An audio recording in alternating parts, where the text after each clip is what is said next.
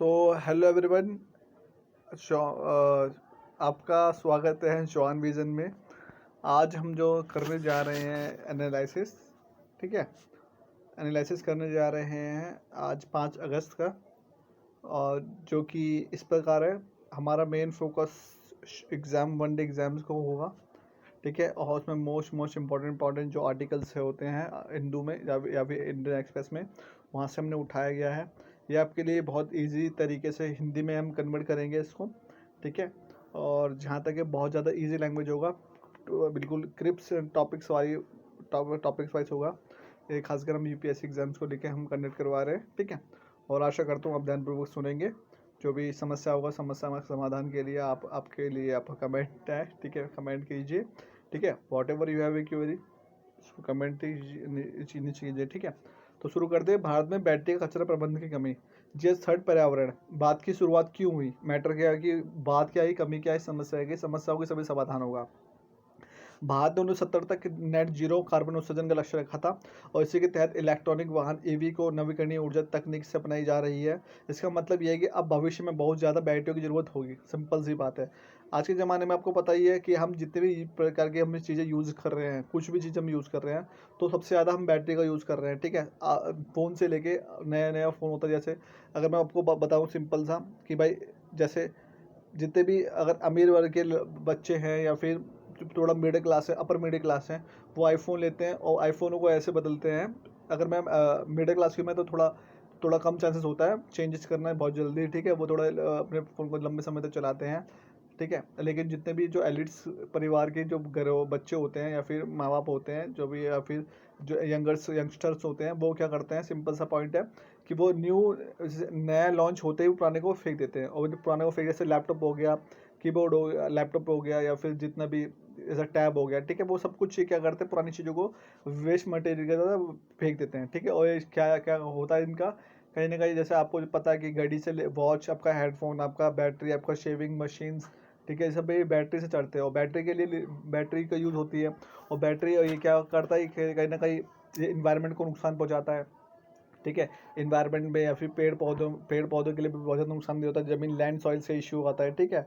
और ये ज़मीन में जाता है, तो ज़मीन में जो जितने भी छोटे छोटे जो दिक्कतें होती हैं, जैसे पानी में जाकर जहरीला हो जाता है पानी, ठीक है। तो बहुत सी चीज़ें होती हैं इस वजह से। तो 70 में नेट जीरो तो कार्बन का लक्ष्य रखा था कि हम क्या करते हैं कि कार्बन को थोड़ा हम कम कर देंगे, इस पर डिपेंड कम होंगे, और ज़्यादा से ज़्यादा कि ईवी पे हम शिफ्टेड हो जाएंगे, ठीक है। इसी के तहत इलेक्ट्रॉनिक वाहन जो ईवी नवीकरणीय ऊर्जा तकनीकी तेज़ी से अपनाई जा रही है। इसका मतलब यह है कि अब देश में भविष्य में बहुत ज़्यादा बैटरियों की जरूरत होगी। बैटरी की बढ़ती मांग का अनुमान क्या होगा, 2023 से कुल बैटरी की मांग थी 4 गीगावाट, ठीक है। अब 35 तक हो गई 139, ठीक है, गीगावाट हो सकती है। इससे जुड़ी समस्या क्या है, जितनी ज़्यादा बैटरी होगी उतना ही ज़्यादा बैटरी कचरा भी होगा, ठीक है। खासकर लिथियम बैटरी का अगर ठीक से नहीं निपटाई गई तो ये ज़मीन और पानी को जहरीला बना सकती है। और 2022 की रिपोर्ट के अनुसार क्या है कि 1.6 करोड़ टन ई कचरा से लगभग 7 लाख टन सिर्फ लिथियम बैटरी थी, ठीक है। अब तुम बताओ, एक कचरे में खाली 7 लाख टन लिथियम बैटरी थी। तो इस चीज़ को थोड़ा, जैसे तुम यूज़ भी कर सकते हो अपने एग्जाम्स में आपको इसको मेंस में आपको यूज़ भी कर सकते हो इस फैक्ट को, ठीक है। और जहाँ तक है, जैसे जैसे कि इन्होंने बताया कि इतनी बैटरी का यूज़ हुआ है, और इन्होंने बोला कि भारत में 2022 तक बैटरी वेस्ट मैनेजमेंट रूल बनाए जाएंगे, जिससे कि ये नियम लगे जो एक्सटर्नल प्रोड्यूसर रिस्पॉन्सिबिलिटी पर आधारित हो, ठीक है। कि जैसे ई वेस्ट को हम थोड़ा देखें, उसको ध्यानपूर्वक देखें कि इसको थोड़ा और कम किया जाए, ठीक है। और मुख्य समस्या क्या है, चैलेंजिंग कानून का सही तरीके से पालन ना होना। देखो सिंपल सी बात है, आपको भी लगता होगा कहीं ना कहीं इस चीज़ को थोड़ा ध्यानपूर्वक सुनना, कि हमारे देश में बहुत सी चीज़ें हैं, बहुत सी चीज़ें मतलब कि हम चीज़ों को मतलब सिंपल बनाने की कोशिश करते हैं, लेकिन हो नहीं पाता। कैसे नहीं हो पाता, जैसे मैं आपको और बताऊं कि लाइक, अगर हमारे देश में रूल्स रेगुलेशन बहुत ज़्यादा है, लेकिन रूल्स रेगुलेशन को सही से इम्प्लीमेंटेशन नहीं किया जाता।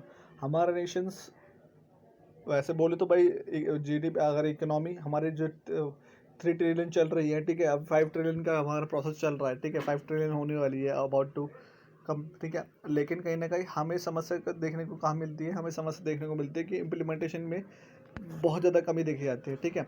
एपीआर सर्टिफिकेट सिस्टम होने चाहिए, जिससे निगरानी हो सके, ऑडिट हो, उसका जुर्माना लगाया जाए, ठीक है। सिस्टम कमज़ोर हो है, ठीक है।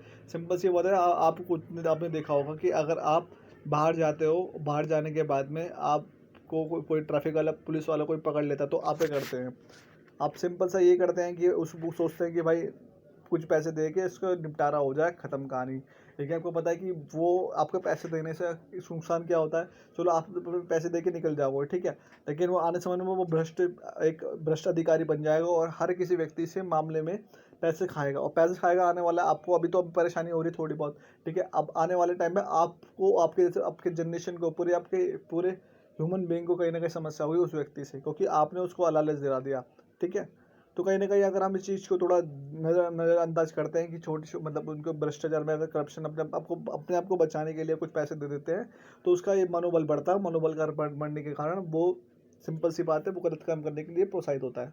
क्योंकि जब पैसा आ रहा है तो उसका घर चल रहा है, घर चल रहा है तो भाई बहुत सी चीज़ें वो कर रहा है, ठीक है, जो उसे नहीं करनी चाहिए। वैसे उसे गवर्नमेंट से पैसे मिलते हैं, ऊपर से वे हर प्रत्येक व्यक्ति से पैसे निकाल लेता है, ठीक है। तो ये कहीं ना कहीं इसे भ्रष्टाचार भी कहा जाता है, और जो कहीं ना कहीं भ्रष्टाचार को रोकना बहुत ज़रूरी है, क्योंकि आने वाले समय में ये लौट के आपके पास ही आएगा, ठीक है। इस वजह से आप कंपनी का विशेष प्रोसेस क्या है, ठीक है, आप इसमें क्या प्रोसेस है वो देखते हैं। थोड़ा बड़ा कर लेते हैं इसको, वो थोड़ा सा बड़ा कर लेते हैं, ठीक है।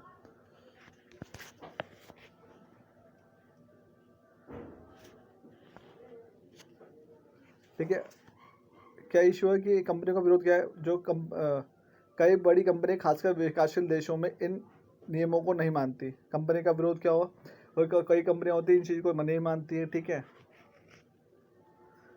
विदेशी मुद्रा पे नुकसान, ठीक है, अगर बैटरी को सही तरीके से अगर रिसाइकिल नहीं किया जाएगा तो भारत में 2030 तक करीब $1 का नुकसान हो सकता है, ठीक है। और निष्कर्ष क्या निकलता है, बैटरी को बढ़ती ज़रूरत के साथ साथ उसके कचरे को संभालने की मजबूत नियम और उनका सख्त पालन करना बहुत ज़रूरी है, वरना भारत को पर्यावरण की आर्थिक आर्थिक स्थिति और आर्थिक दोनों स्तरों से, सॉरी, पर्यावरण और आर्थिक दोनों स्तरों पर भी भारी नुकसान उठाना पड़ेगा, ठीक है।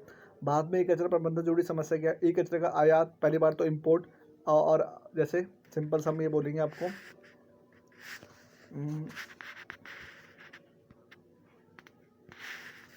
कि लाइक इसमें कि बाद में काफ़ी मात्रा में ई कचरा विदेशों से आता है, कुछ कानूनी तरीके से, कुछ गैर कानूनी तरीके से, ठीक है। जितना भी मेडिकल ई वेस्ट होता है भारत में फेंक दिया जाता है, ठीक है। डंपिंग जोन बना रखा है भारत, हमारे देश के अंदर कचरे को संभालना और भी मुश्किल होते जा रहा है।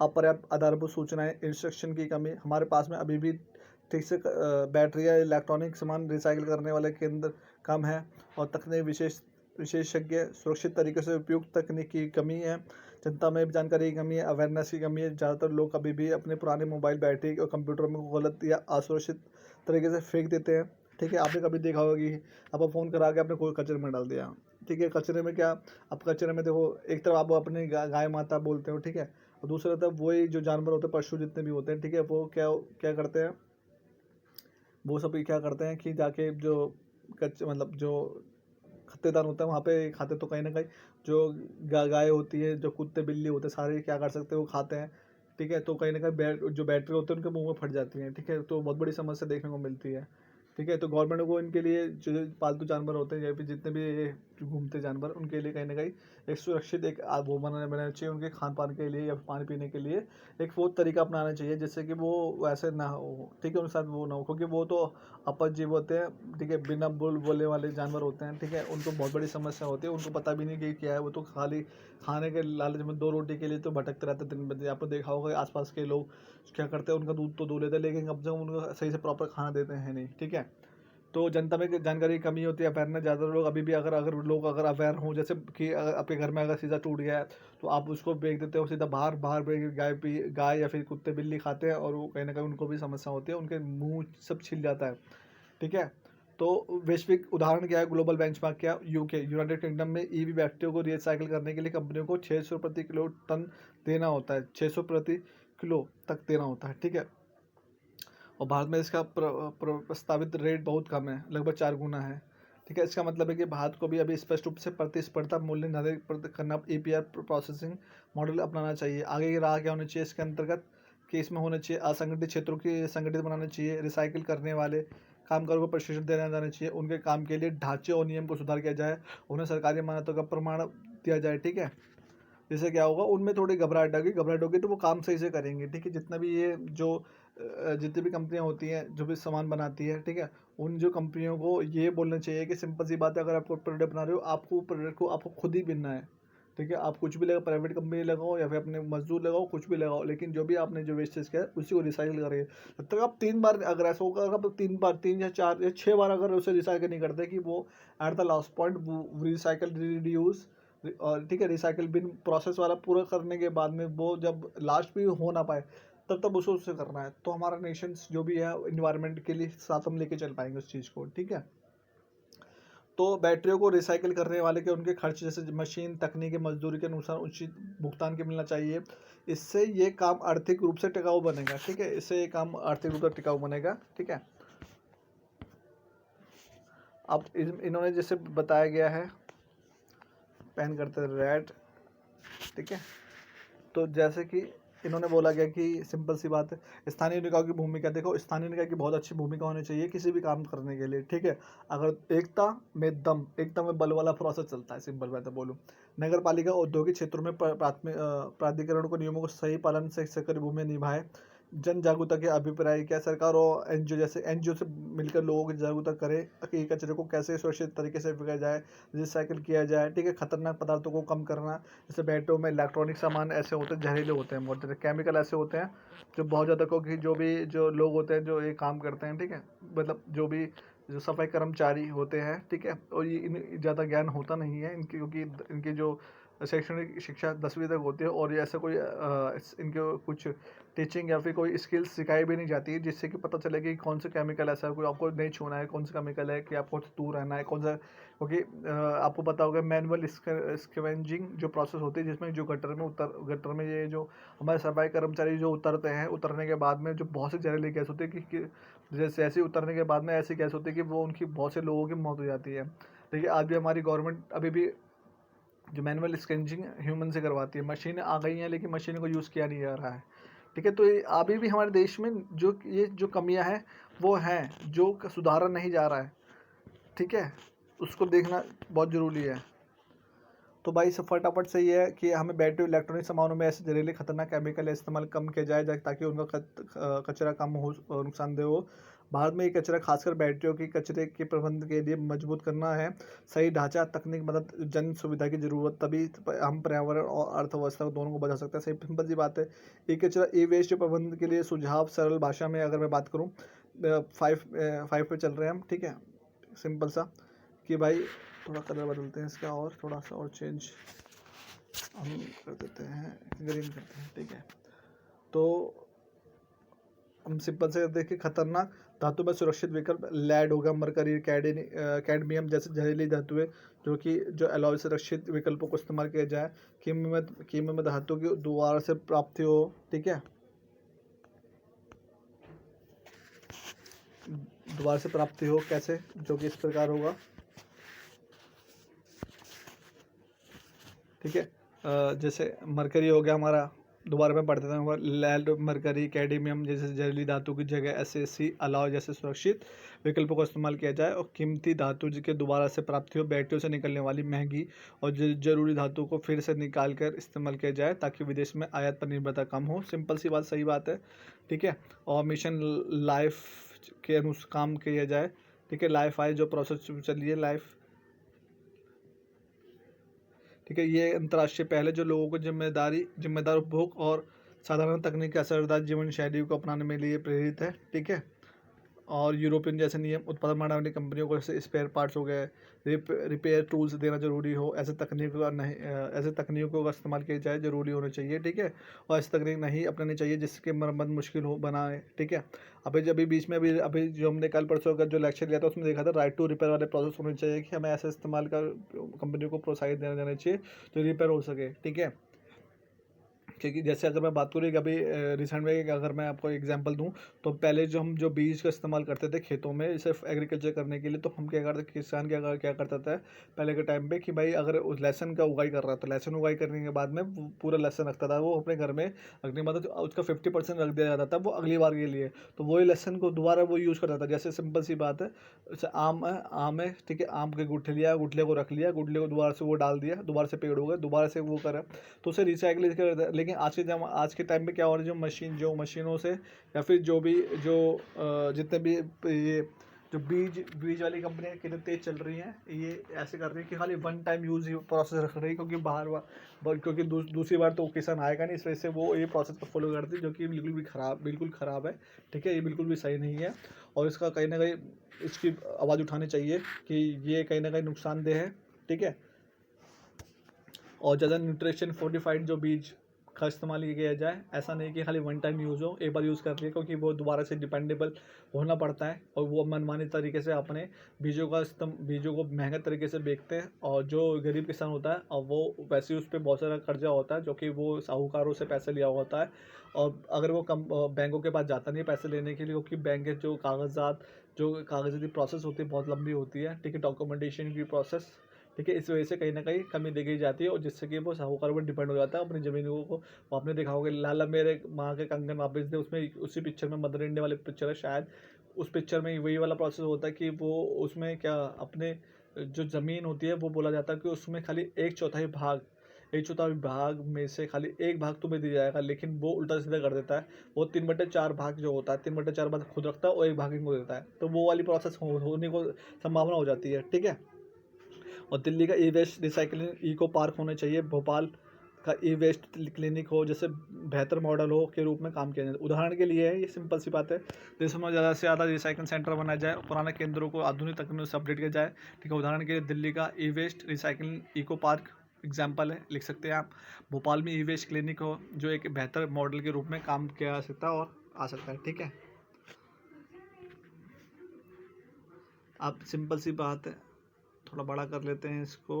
हाँ,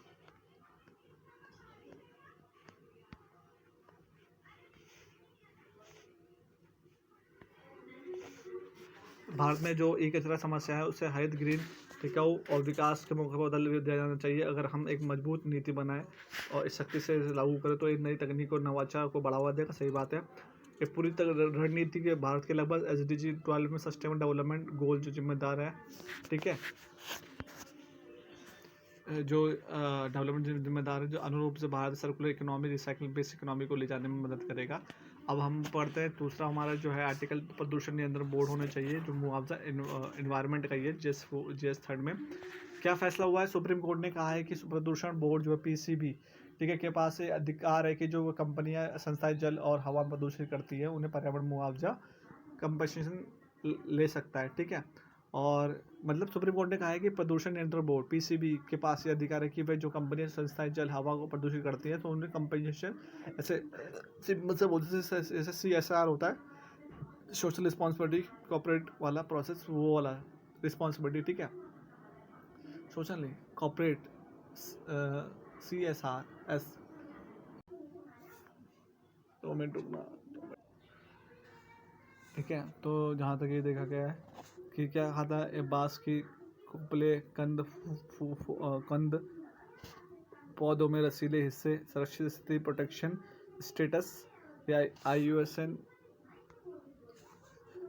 बांस की कोपले कंद फूल दिखाता है। ठीक है, संरक्षित स्थिति क्या या IUCN की सूची में अगर बात करूँ, क्रिटिकल इंडेंजर है, यानी कि ये प्रजाति विलुप्त होने का कगार पर है। क्या नाम तो बताया इन्होंने, मैं दोबारा बोल रहा हूँ, नाम इनका क्या है,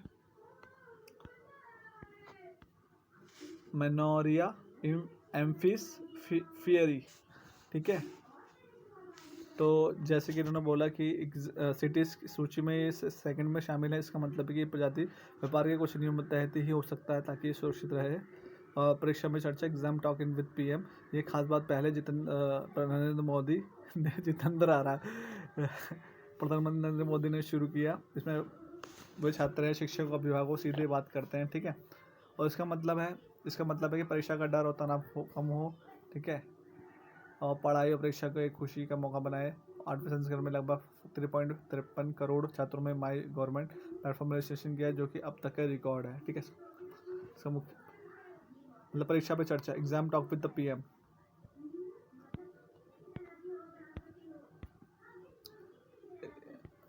और ये कारण है छात्रों को आत्मविश्वास से परीक्षा देने की प्रेरणा देना, उनके मानसिक स्वास्थ्य के भी ध्यान देना, सिर्फ किताबों की पढ़ाई नहीं बल्कि समग्र हॉलिस्टिक एजुकेशन को बढ़ावा देना, साथ ही शिक्षक से जुड़े हुए सेवाएं जैसे कोचिंग, ऑनलाइन क्लासेस आदि को बढ़ावा देना। ठीक है, तो ये था हमारा आज का लेक्चर। ठीक है, तो thank you so much. Like and subscribe. आपका फ्रेंड, आपका दोस्त, आपका भाई Shaan vision. Chauhan vision, thank you.